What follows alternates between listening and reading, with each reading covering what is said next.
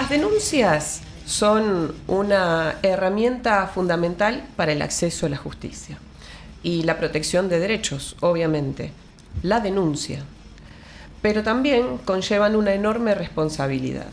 En los últimos años, el debate sobre las falsas denuncias ha ganado visibilidad planteando interrogantes incómodos, pero necesarios. ¿Cómo actúa la justicia ante estos casos? ¿Cuánto tiempo se tarda en determinar la veracidad de una acusación? ¿Y qué consecuencias existen cuando se comprueba que una denuncia fue falsa? Es clave recordar que el sistema judicial, y no la opinión pública, es el único ámbito legítimo para establecer si un hecho ocurrió o no. Sin embargo, los procesos son muy extensos, desgastantes y muchas veces dejan secuelas profundas, tanto en denunciantes como en denunciados, incluso antes de que exista una resolución definitiva. En este contexto también surge el debate sobre la responsabilidad individual de quienes realizan denuncias falsas, así como la eventual aplicación de figuras legales como el falso testimonio, cosa que no ocurre muy habitualmente. Estas situaciones no solo afectan a personas directamente involucradas, sino que pueden erosionar la confianza en instituciones y en causas colectivas, como se decía en el video, ¿no? El feminismo, generando cuestionamientos también hacia organizaciones que luchan por derechos legítimos. Y esto habría que revisarlo, ¿no? Porque bueno, los movimientos feministas fueron en un momento este punto de discusión. Este punto abre una discusión más compleja, donde es necesario evitar también las generalidades, porque no siempre ocurre, no todas son denuncias falsas, por eso la responsabilidad de la justicia de determinar qué es denuncia falsa y cuál no, y bueno, y también promover un análisis crítico y responsable, ¿no? También es muy necesario, es imprescindible, diría, destacar el rol de los peritos y los profesionales que intervienen, su idoneidad, la objetividad, el rigor técnico, son determinantes a la hora de esclarecer los hechos y garantizar procesos justos. Habrá que ver cuál es el peso que le da la justicia a esos informes para actuar en consecuencia, ¿no? Una evaluación sólida puede marcar esa diferencia y bueno, entre la incertidumbre y la verdad.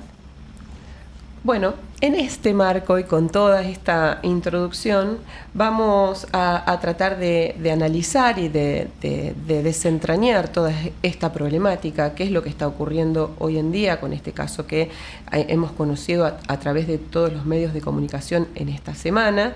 Y para eso estamos con dos especialistas que bueno, nos van a dar las distintas miradas desde distintas profesiones sobre esta problemática, qué se debe hacer, qué se está haciendo, cuáles son las consecuencias y bueno, cuáles son las consecuencias en general y el impacto sobre todo en las personas involucradas y su entorno, ¿no? Porque esto no es gratis.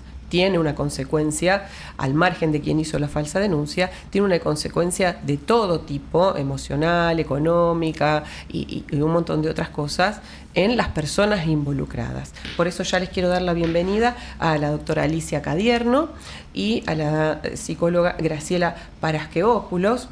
Alicia Cadierno es médica legista, ex médica forense, ex directora del Instituto Médico Legal y ex jefa del Cuerpo Médico Forense de Rosario.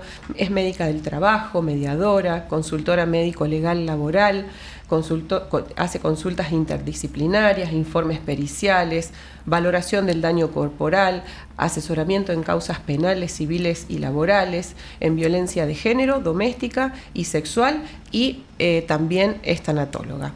Y la psicóloga Graciela Paraskevopoulos es psicóloga clínica, psicóloga institucional, especialista en abuso sexual infanto-juvenil, capacitadora docente de educación sexual integral, dictó cursos de capacitación en técnicas de entrevistas para cámaras Gesell para el personal del Poder Judicial, es perito de parte en casos de abuso sexual y violencia de género. Todo esto que digo de ellas dos es para respaldar la gran trayectoria y experiencia que tienen en estos casos, y por eso son palabras autorizadas para hablar de este tema. Buenos días a ambas y muchas gracias. Buenos días, Alejandra y la audiencia.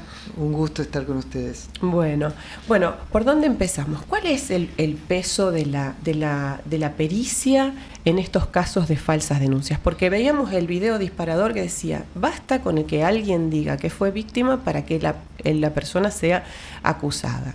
Bueno, es de un valor primordial y debe ser tenido en cuenta por el juzgador al momento de hacerse la presentación de la denuncia. Si se trata de una denuncia de violencia sin intervención de menores, de niños, niñas y adolescentes, es primordial la evaluación tanto del denunciado como del denunciante. Cuando es caso de violencia doméstica, por ejemplo, porque cuando estas instancias siempre se llevan a cabo, y cuando estamos frente a un caso de abuso sexual infantil, se impone evitar la intervención, o sea, la declaración en entrevista con el menor, hasta que el perito capacitado y especialista tome intervención, tratando de evitar la contaminación posible de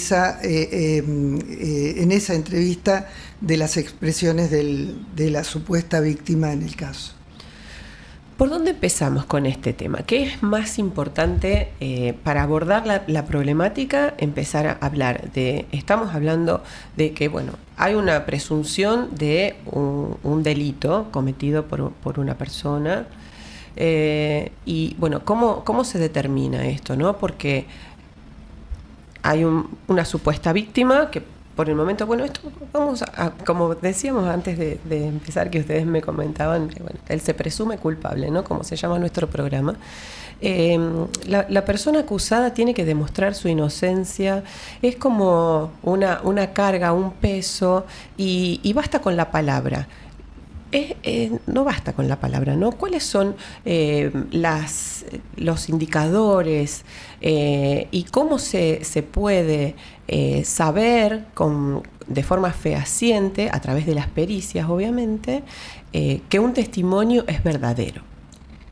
Bien. ¿Existe un protocolo? ¿Hay algo que se pueda funcionar? En el ámbito de pericias judiciales se toma en cuenta un sistema forense que arranca en la década del 50, que fundamentalmente se ha tomado para las denuncias de abuso sexual infantil, pero se extiende a cualquier denuncia, cualquier manifestación y cualquier testimonio, que es conocido como CBCA, que es el análisis de los contenidos de un testimonio a través de distintos criterios, o múltiples criterios. Criterios que durante el testimonio pueden ser ante una expresión en su discurso en lo general, en lo específico de la declaración y en las interacciones en el momento del hecho, respecto del hecho, cuando lo expresa por ejemplo, una cámara Gesell, un niño. Pero, repito, esto se extiende no solamente para los casos de abuso sexual infantil, sino para cualquier tipo de testimonio.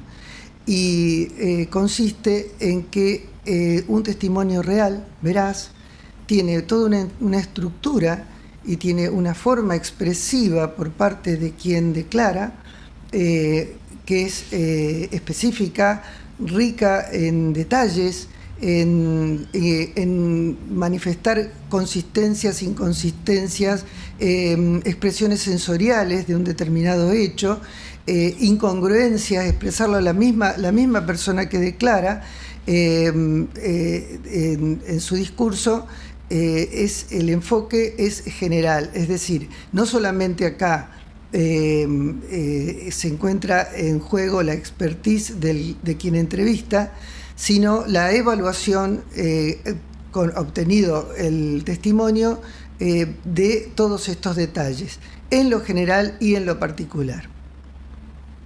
Bien, entonces, ¿es posible determinar que un testimonio a través de las pericias haya sido implantado o en esa presunta víctima?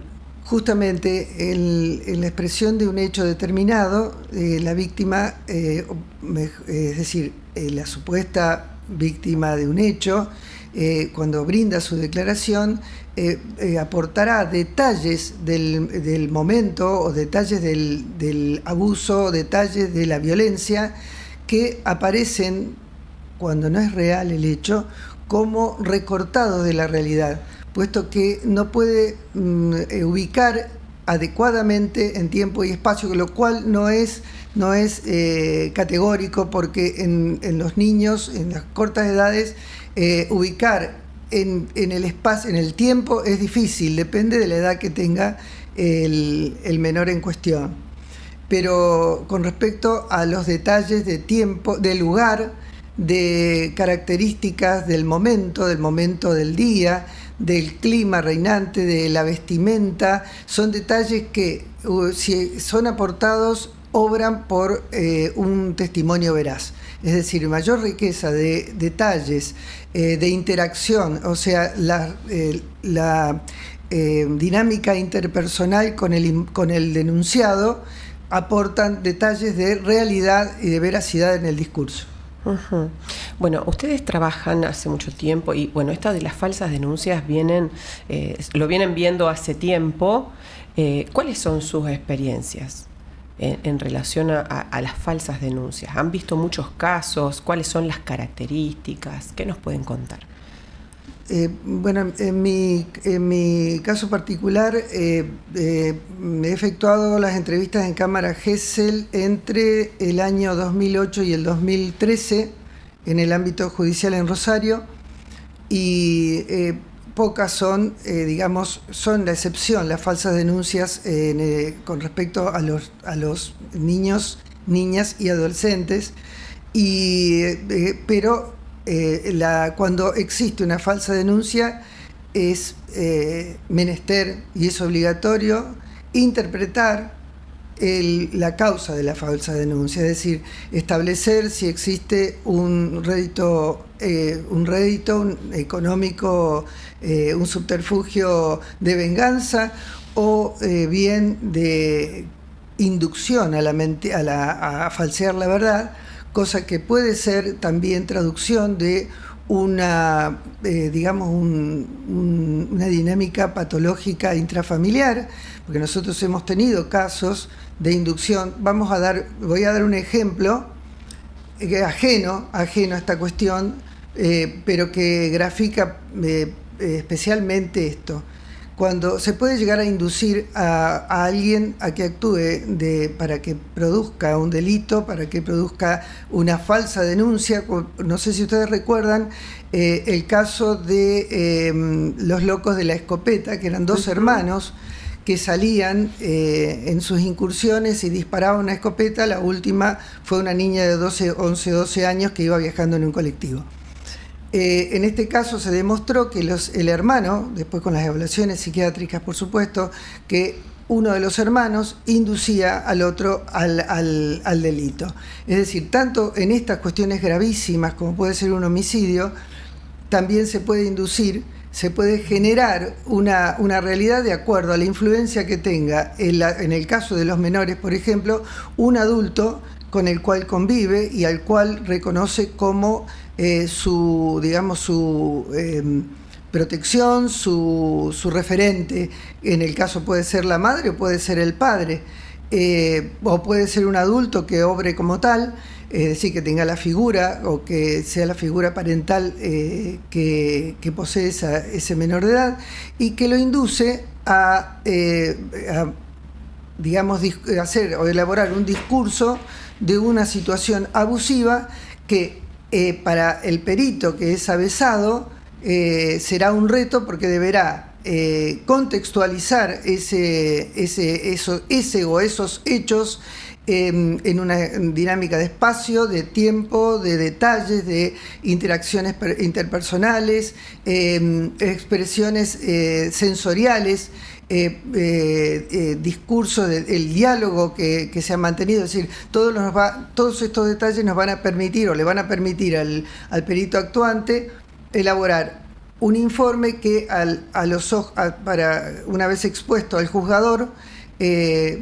dará la posibilidad a quien efectúe la instrucción de establecer la veracidad de ese discurso. Bien.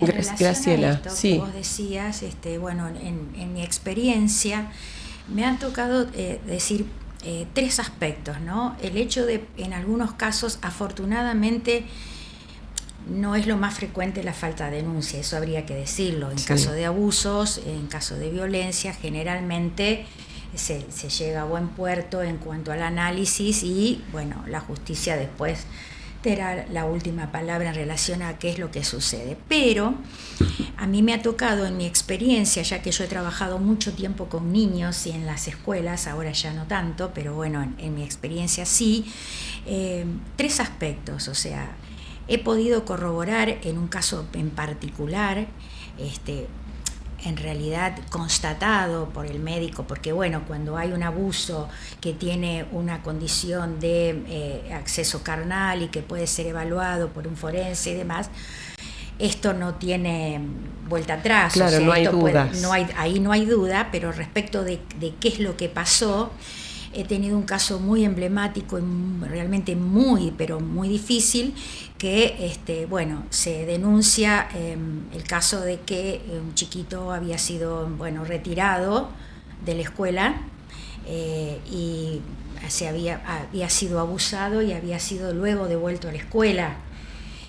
En realidad había en ese relato un montón de inconsistencias, porque bueno, todo lo que hubo que operar en relación a eso, dado que hay que tener una forma para presentarse para ingresar, no se puede retirar el chico en cualquier horario, cómo la maestra no pudo ver que salió, un chico que es abusado y es violado, cómo vuelve, o sea, un montón de cuestiones, ¿no? Bueno, a todo esto, el hecho sí había existido, porque había evidencias y pruebas físicas constatadas por los médicos que había sido víctima del abuso, pero aquí la denuncia era falsa en cuanto a quién había abusado. Claro. En realidad se estaba encubriendo, digamos, había sido una falsa denuncia que había sido su padre, y en realidad se estaba encubriendo a otro miembro de la familia, claro, lo cual también constituye una falsa denuncia. Claro. Por otro lado, también he tenido que, de alguna manera, en la clínica o en el consultorio, a través de entrevistas o de algunas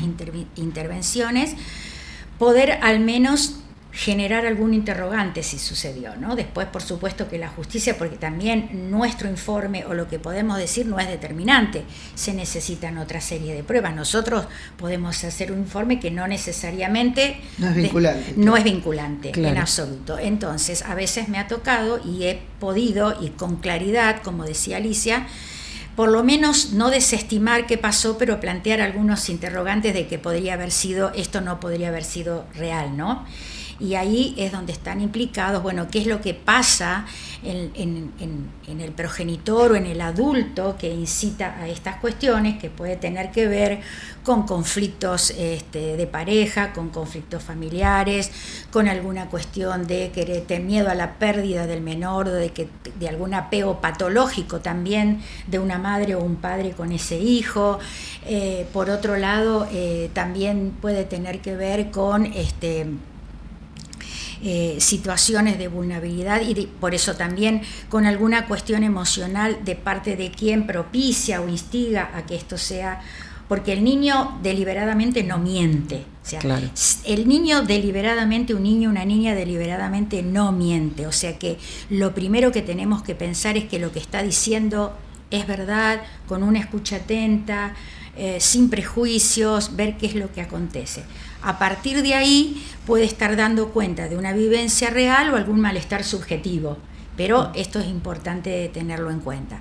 Y digamos, viendo estos tres aspectos, esta falsa denuncia, algunos interrogantes que he tenido que plantear porque no resultaba creíble, había inconsistencias en el relato, y otras veces, por lo contrario, en algunas entrevistas o en el espacio terapéutico trabajando con niños, sí detectar situaciones casi concretas de que hay alguna situación de abuso que se haya estado dando y sostenido en el tiempo y que ni siquiera los padres habían sospechado. Entonces, este abanico de posibilidades existe y se necesita arbitrar y poner a disposición todos los dispositivos que sean necesarios para poder discernir estos aspectos, porque cualquiera de estos tres que mencioné pueden ser posibles, ¿no? Claro.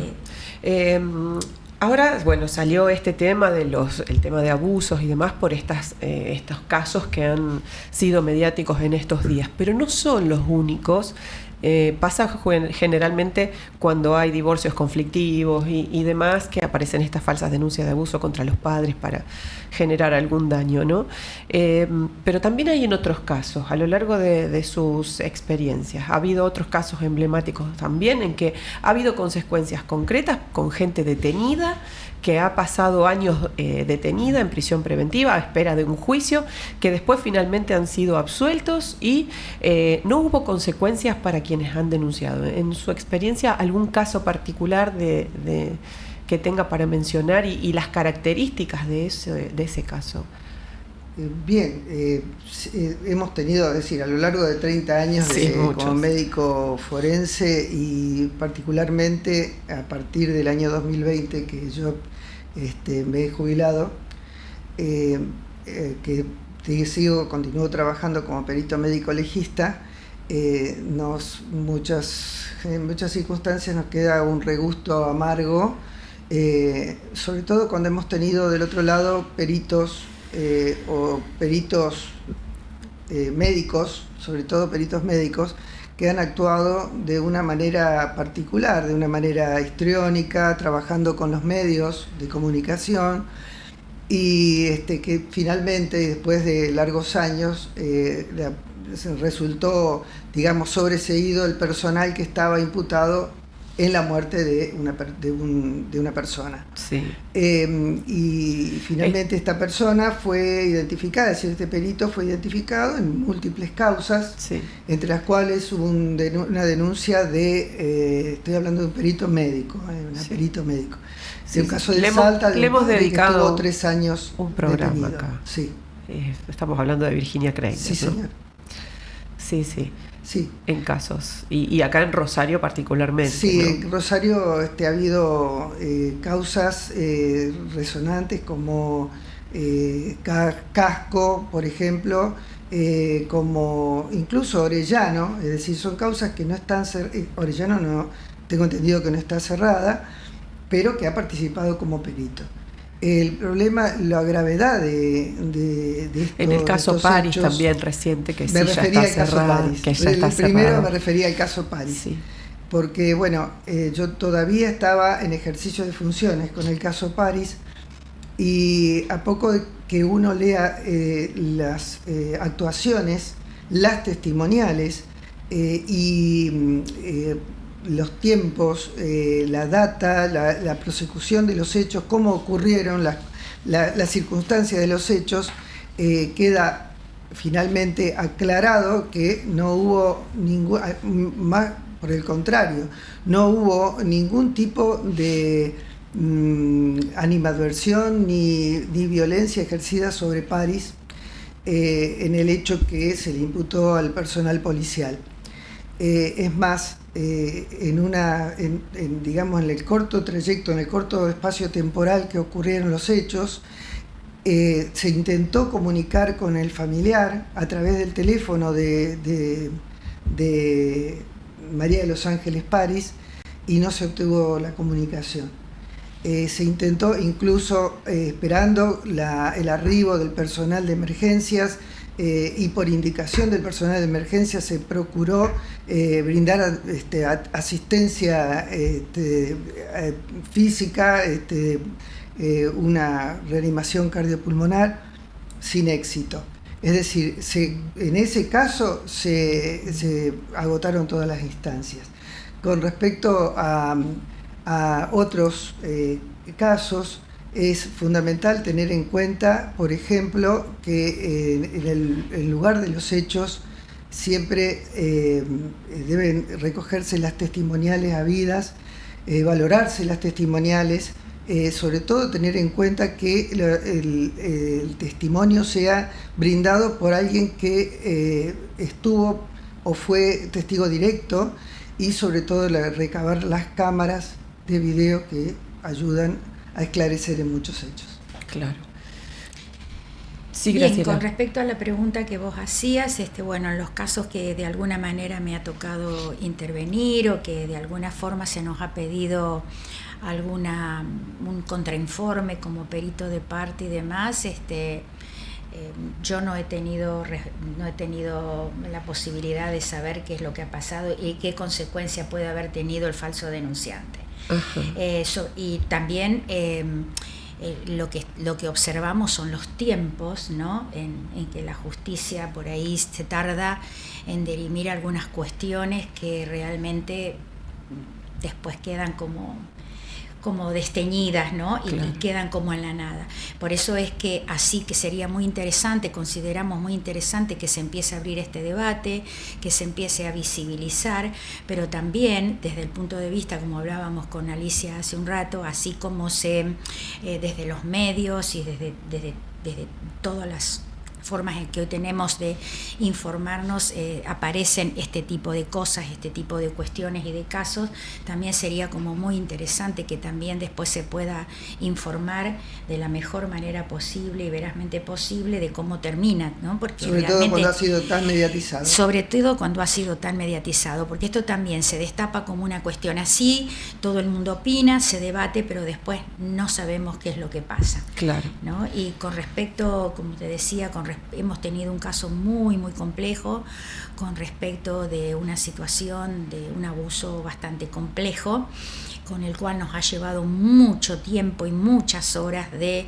análisis, de estudio, de ver, de analizar palabra por palabra, contradicciones y demás, donde claramente desde nuestro informe no había, a pesar de que la situación en primera instancia parecía que hubiese podido ser un abuso bastante complejo propiciado por más de una persona, pero bueno, haciendo un análisis exhaustivo de los dichos, de lo anterior, del contexto, de la situación, de las contradicciones, de cómo empieza, de cómo termina, o sea, muchas horas de trabajo, pudimos llegar a la conclusión de que no había sido una situación de abuso, sino por el contrario, una situación consentida de intercambio sexual que nadie, digamos, los implicados no pudieron medir ni las consecuencias psíquicas ni las legales.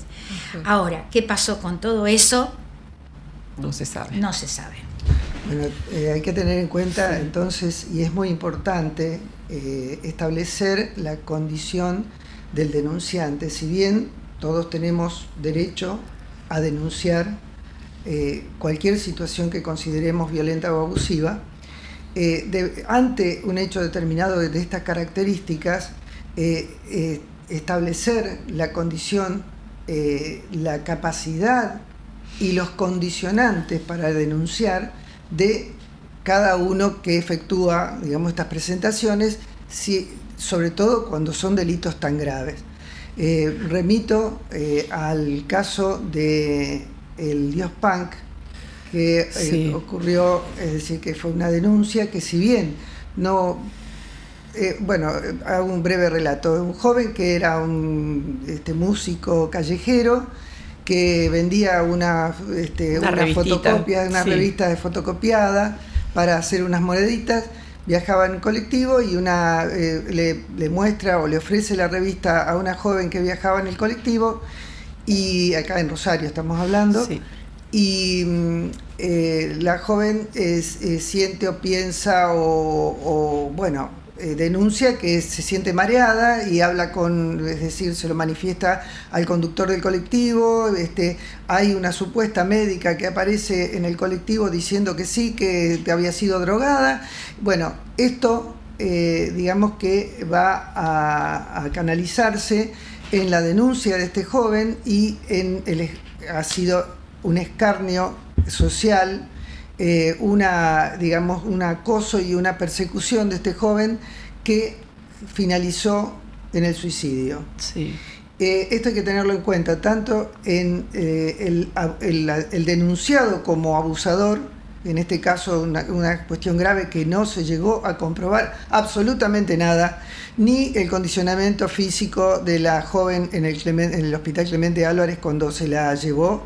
La persona que dijo, la supuesta médica que dijo que sí, que estaba descompuesta, no apareció a testimoniar en juicio, y el joven se suicidó. Hay que tener en cuenta que la condición psicológica, psicoemocional o psicopatológica del denunciante obra en estas cuestiones de denuncia tan graves y que pueden generar no solamente la pérdida de su apreciación social, la pérdida de la libertad y la pérdida de la vida en alguien que ha sido denunciado y que es vulnerable también. Sí, totalmente, porque bueno, Diospan tenía también sus condicionamientos psíquicos, psicológicos o psiquiátricos, y esto, bueno, también es terrible, ¿no? Como yo decía al principio, la responsabilidad a la hora de denunciar, ¿no? ¿Qué denuncio? ¿Cómo lo denuncio? ¿Y hasta dónde llego con eso? Porque lo que vemos es que se sigue insistiendo, por más que haya pruebas suficientes para desestimar esa denuncia. Y ahí tenemos responsabilidad de la justicia particularmente, que es la que tiene que evaluar todo el contenido de esas denuncias, de las pericias, de las pruebas que existen y demás en una determinada causa, para decir, bueno, se avanza o se desestima. Por supuesto. Entonces, bueno, vemos que no hay consecuencias en relación a las personas que hacen estas denuncias y que nunca se puede cuestionar a la víctima, ¿no? Nunca se puede cuestionar a la víctima, por más que sea lo que sea. A ver, si la víctima tiene un problema de salud mental, por ejemplo, que la llevó a hacer determinada denuncia por su problema de salud mental, tampoco se dice. Entonces, no se entiende esta insistencia en sostener estas acusaciones basadas en qué, ¿no? ¿Cómo lo ven ustedes en la práctica? Bueno. Y en realidad se ve también en función de lo que vos decías, o se determina la culpabilidad o no, o se desestima el tiempo que pasa entre que esto sucede y ese tiempo que, por ejemplo, en el caso que nos convoca últimamente, bueno, padres que han sido separados, desvinculados con sus hijos 2 años, 3 años, así sean 6 meses, así sea un mes. ¿Qué pasa, no? ¿Quién resuelve esto? ¿Quién paga ese tiempo? Claro. Privado de ver crecer a un hijo o incluso las consecuencias para ese niño? También, ¿no? Que suponiendo que haya sido de alguna manera incentivado o de alguna manera manipulado, porque puede haber distintos factores que hayan llevado a una falsa denuncia, como dijimos, cuestiones familiares, incluso hasta errores en la comunicación, en la forma en que haya sido interrogado ese niño, claro, que viene y dice algo que vio a lo mejor de un compañero y, bueno, no sé, me bajaron los pantalones, y quién, y cómo, y dónde. Ni siquiera podríamos decir a veces que hay una intencionalidad explícita o maliciosa en aquel que, digamos, acompaña en esta denuncia, pero puede haber errores de interpretación o algo que tenga que ver con cuestiones de quien observa no resueltas en relación a experiencias previas y donde puede llevar a malinterpretar una situación. O sea, es tan amplio. Pero en ese mientras tanto, claro, en estas cuestiones, los tiempos son fundamentales, ¿no? Porque realmente si si sucedió lo que sucedió, bueno, la justicia se tiene que expedir lo antes posible para que la persona imputada, condenada o detenida o lo que fuere tenga las consecuencias que tiene que tener, o viceversa, o que se revincule de alguna manera o se dirima que no es culpable o que es inocente o que no hay pruebas suficientes como para, porque ese tiempo, ahí habría, en un caso de una denuncia falsa, 2 víctimas. Claro. No una víctima. Claro. El niño, la niña, los menores que atraviesan esta situación, a los cuales les atraviesa la culpa, la incertidumbre, el hecho de querer de alguna manera, en determinada edad evolutiva, hay un apego muy significativo con los adultos a los que normalmente no quieren traicionar, pero bueno, estoy diciendo lo que me está diciendo mi mamá, mi abuela, mi tío, pero por otro lado, estoy de alguna manera la culpa, puedo sentir que traiciono o no estoy siendo... Perdón. O condeno. Entonces, claro, digo, en la cabecita, digamos, el daño psíquico, el daño emocional, en estas cuestiones puede llegar a ser irreparable. Que eso es terrible, ¿no? Terrible. Es terrible, porque no se vuelve atrás, no se puede volver atrás. Sí. ¿No? Todo ese tiempo perdido, toda una vida, lo que un chico vive en determinada etapa de su vida no se vuelve a repetir, ese padre se lo perdió y el hijo mismo también se lo perdió. ¿Cómo vivo yo, no? Cuando empiezo a comprender que dije esto y en realidad no pasó o creo que no pasó. Por otro lado, también considerar que aquella persona, que ya sea por algún motivo que no tenga que ver con algún resarcimiento, como decía Alicia, económico, o con malestar o malicia o lo que fuere, que pueda llegar a poner en situación a un menor, bueno, tendríamos que estar pensando que algo también de índole de lo emocional, de lo psicológico está pasando. Claro. ¿No? Pero bueno, en el mientras tanto, acá habría 2 víctimas. Sí, el acusado y el niño. Y el niño. Y bueno, y hay alguien que queda ahí flotando en el aire y que bueno, la justicia tendrá que actuar en este caso. Creo ¿no? que de eso se trata, estos interrogantes. Claro. Bueno, de alguna manera, ¿qué hacemos con esto? ¿Cómo se dirime esto? ¿Quién paga las consecuencias únicamente de estas faltas de denuncia? ¿El niño?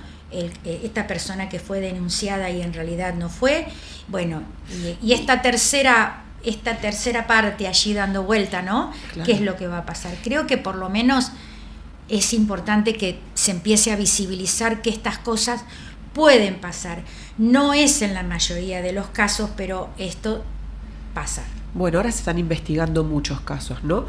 En este tema que salió ahora a la luz de todos estos padres, que es donde se encontró un patrón, donde hay profesionales que intervinieron, organizaciones, que esto también es toda una cuestión de una estructura sosteniendo estas falsas denuncias que también debieran tener alguna consecuencia, ¿no? Porque los profesionales que hicieron informes falsos deberían tener alguna consecuencia.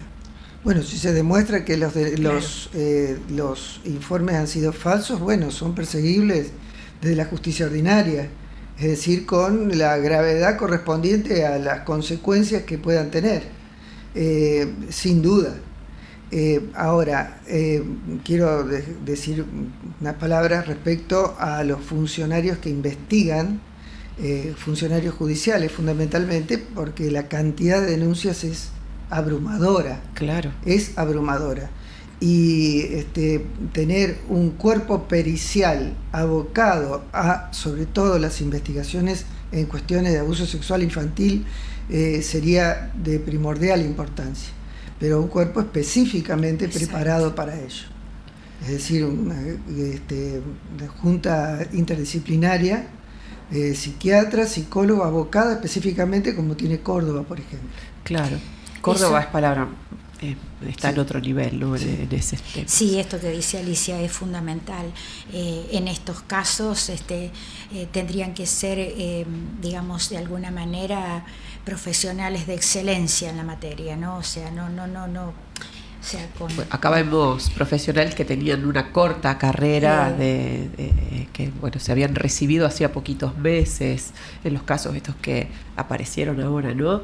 hay una profesional que hacía 6 meses que se había recibido cuando empezó a hacer estas pericias. Eso también son dice casos algo, ¿no? muy complejos, ameritan mucha experiencia. El trabajo debe ser sí o sí interdisciplinario y por supuesto que poner todos los dispositivos a disposición para que puedan ser evaluados desde todo tipo de aspectos, ¿no? Entre ellos, bueno, también así que hemos visto y hemos participado, bueno, Alicia ha hecho infinidad de cámaras Gesell, yo he tenido la posibilidad de participar, de ver desde el punto de vista de algunas convocatorias que se han hecho. Bueno, esa es una prueba de oro realmente que tenemos, es un recurso la cámara Gesell. Es importantísimo, pero también es fundamental quién hace la cámara Gesell, ¿no? Claro. El profesional que hace una cámara Gesell. Sí. Porque hemos visto cámara Gesell, hacer cámara Gesell de excelencia y de repente hay cuestiones que acontecen ahí que pueden inclinar la balanza hacia un lado y otro, y realmente tampoco se puede revictimizar al niño con una segunda oportunidad o tercera oportunidad. Creo que esa como prueba de oro hay que explotarla al máximo con con profesionales expertos, claro, y de excelencia para poder hacerlo, que porque es una instancia única. Claro, no es solamente la experticia específica, es decir, de lo teórico, que es fundamental, la lectura y conocer los fundamentos de la dinámica en el abuso, sino la honestidad del profesional. Es decir, si hay personas que han emitido una falsa denuncia siendo profesionales núbiles, es decir, jóvenes con muy poca experiencia, bueno, habrá que llamar la atención respecto a la condición o la honestidad de esa persona, ¿verdad? Claro. Para ir más o menos cerrando la idea, que no negamos obviamente que los abusos existen y que existe la violencia de género, la violencia intrafamiliar y demás. ¿Qué debe hacer una persona ante una situación donde un menor expone algún tipo de características o de relato que haga presumir un abuso?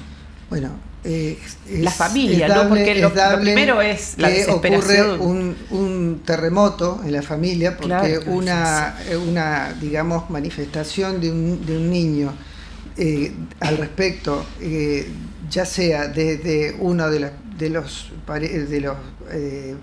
integrantes de la pareja parental, o de un abuelo, de un hermano mayor, de un maestro, de un docente, genera una hecatombe que deja en shock al que escucha, es madre, padre, y hay que tener en cuenta que hay que instruir fundamentalmente a que guardar la emoción en el momento, procurar, digamos, no cuestionar, no preguntar al menor, no hacer preguntas de momento, de lugar, y recurrir al ámbito de la justicia. Es decir, que la justicia sea quien disponga del perito entrevistador idóneo para esta cuestión. Y me estoy refiriendo al tema de abuso sexual infantil, por supuesto. Claro. Porque al no estar contaminado, al no sentirse condicionado, el menor va a poder dar un relato lo más impoluto posible, lo más objetivo posible. Es fundamental no inducir.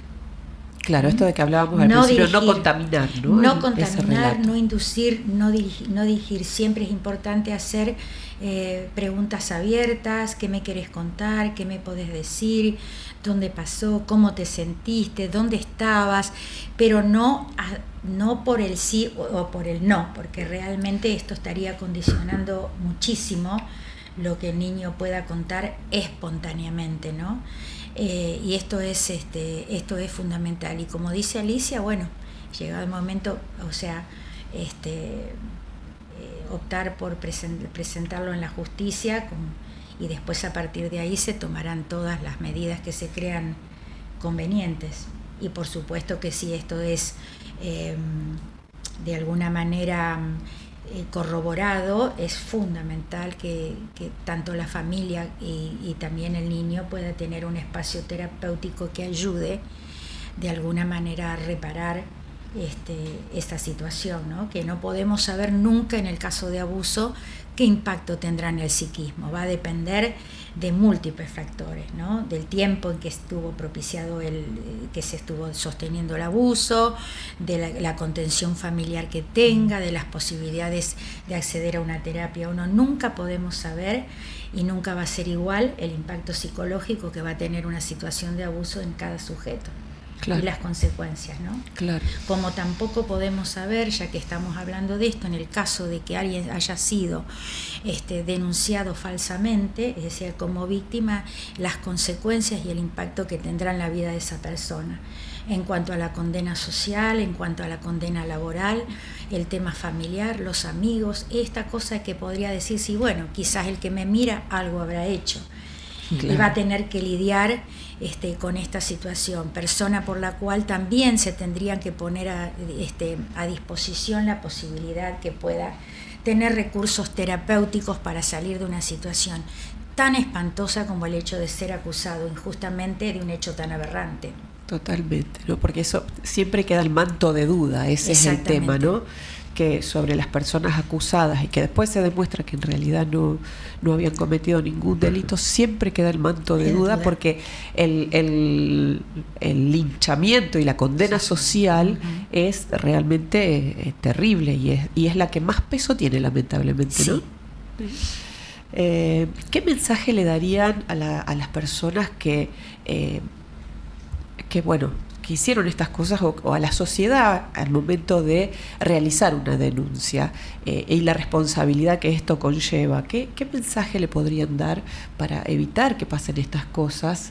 Porque el mensaje también es decir, antes de hacer una denuncia, esta responsabilidad que conlleva, ¿no? Todo este peso, porque ahora esta mujer que había denunciado, la audiencia de este último caso que conocimos, que iba a una audiencia de apelación, que el juez adelantó 6 meses, finalmente la denunciante, la que impulsó esta denuncia y todo este proceso judicial que llevó tanto tiempo e hizo tanto daño, desistió de asistir a la apelación, ¿no? La audiencia de apelación, con lo cual me parece a mí que hasta tendría que la fiscalía desistir también de acusar ya o de seguir este proceso por estas condiciones, por todo lo que se vio y estudiar bien todo lo que ha ocurrido.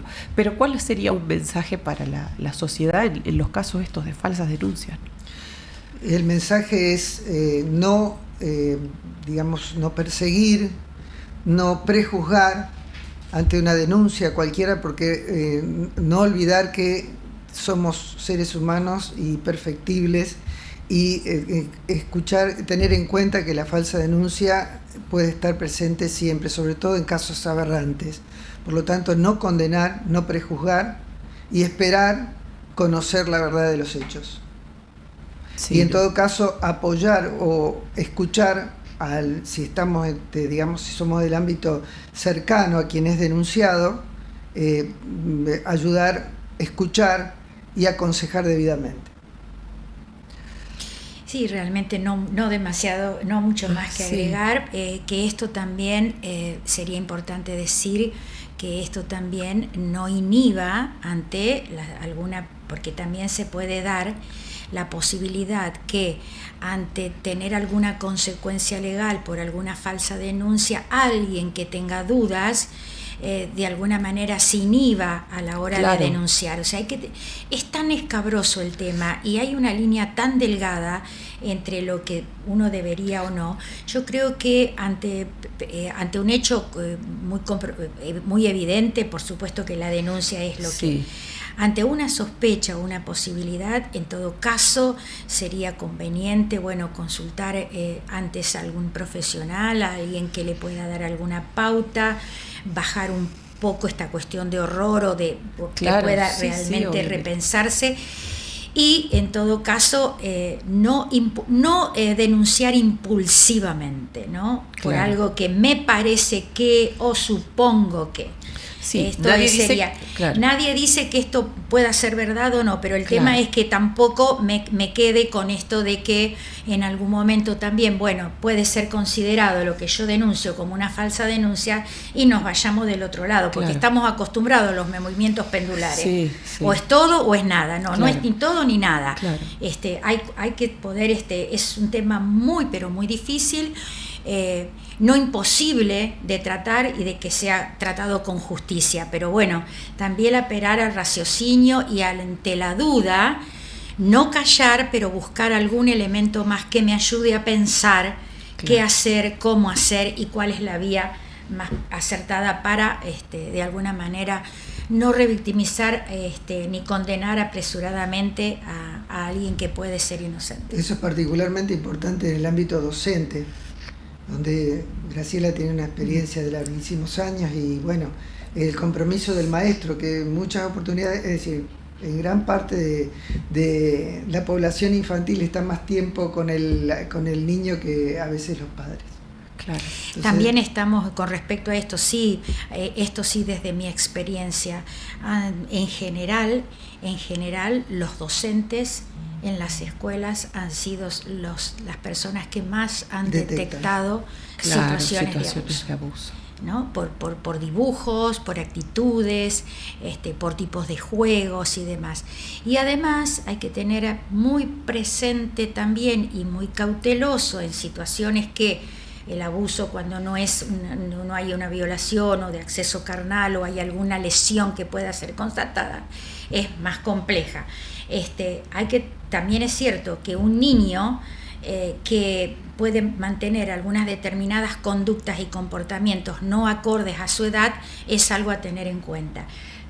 Pero también tenemos medios de comunicación, una sociedad muy erotizada, muy expuesta, donde también los niños están viendo y son accesibles a situaciones que pueden repetir o que pueden simular y no necesariamente tenga que ver con algo que sucedió. Entonces, estamos viviendo un momento muy complejo, muy difícil, pero bueno, yo creo que este debate es importante porque nos permite se abre, de alguna manera revisar distintas poner cosas, múltiples miradas, comprometernos con la verdad, ¿no? Sí, porque bien. Bueno, y una frase para cerrar, porque ya se nos ha terminado el tiempo, que me pasaba la doctora Cadierno, de Hannah Arendt, que cuando deja de importar la diferencia entre la verdad y la mentira, se pierde todo lo que importa, ¿eh? Y me parece una buena frase para cerrar el programa.